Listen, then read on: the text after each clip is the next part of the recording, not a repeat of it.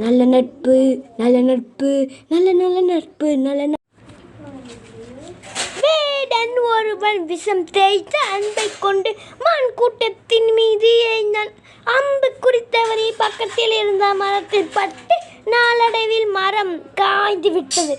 மரத்தின் பொந்தில் நீண்ட நாட்களாக வசித்து வந்த கிளி அதை கண்டு வருந்தினாலும் அந்த மரத்தை விட்டு போகவில்லை.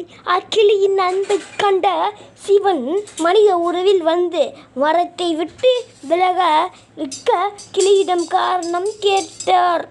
அதற்கு கிளி எல்லா வகையிலும் சிறந்த குணம் கொண்ட இந்த மரத்தில் தான் நான் பிறந்தேன், வளர்ந்தேன், விளையாண்டு இளமை பருவத்திலும் இந்த மரம்தான் பாதுகாப்பை கொடுத்தது.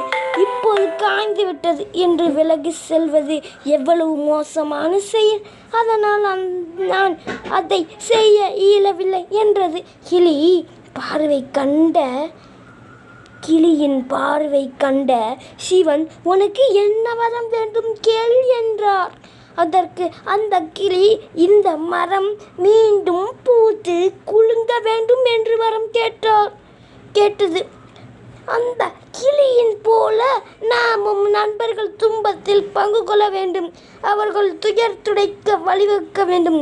அதுதான் நல்ல நட்பாகும், அதுதான் நல்ல நீதியுமாகும். நன்றி. 10 மணி.